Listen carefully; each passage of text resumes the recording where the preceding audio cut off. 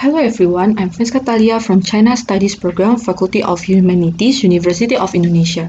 Today I'm going to presentation my journal article entitled The Role of All China Women Federation in Chinese Women Empowerment 1995 until 2005.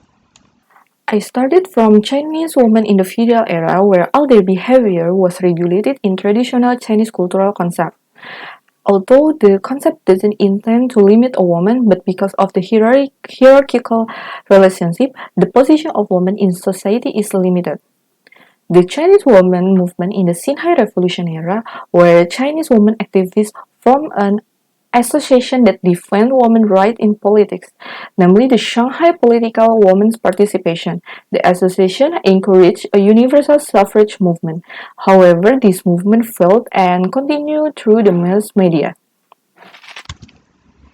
In early 1949, the Chinese Communist Party or CCP formed a mass Chinese women organization called the All China Democratic Women Federation, which in 1957 changed its name to the All China Women Federation.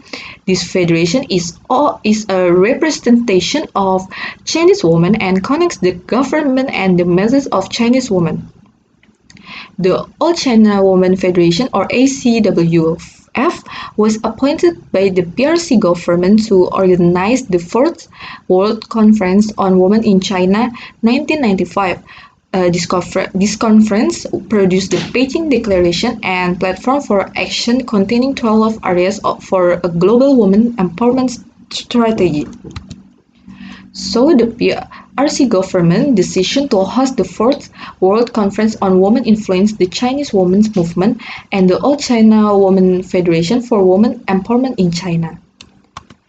And the problem that will be examined in my article is how is the development of the All China Women Federation and the role of the federation played in the empowerment and enhancement of the women's movement in China 1995 until 2005. And the research method that I use is a qualitative method with a historical approach. The first is the founding of the All China Women Federation. At the beginning of the establishment of the CCP gave special attention to the interests of women.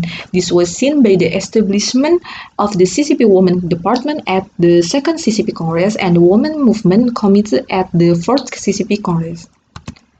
During the Jiangxi and Yan'an era, the CCP created Women Association and organized the first Women Congress aimed at mobilizing women in production. Women associations that were built in the Jiangxi and Yan'an became the basis for the formation of the All China Women Federation. At the end of the Civil War in 1949, the CCP decided to form the main mass women organization in China called the All China Democratic Women Federation. The All China Women Federation has three stages of development. The first stage is 1949 until 1967. During this period, the Federation united and mobilized women in the field of production. The Federation has also become an important element in the international field as a liaison between China and other countries. In this period, the existence of the Federation was considered a pawn of the PRC bureaucracy because they were only following government policies without seeing the reality that faced by China women. In the second stage, 1966 until 1976, China entered the era of the Cultural Revolution. In this era, the Federation was suspended by the Gang of Four because it was deemed no longer needed as an organization under the party. The last stage was 1978 until 1995. The Federation opened a training program that focused on improving the quality of Chinese women.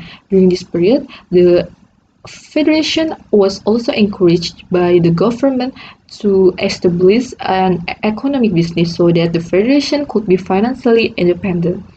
In addition, the role of All China Women Federation internationally was to organize the Fourth World Conference on Women in 1995. And then All China Women Federation and Women Empowerment in China 1995 until 2005.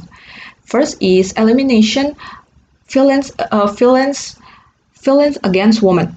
In this section, the Federation played an important role in the amendment of marriage law in 2001, which include the issue of domestic violence.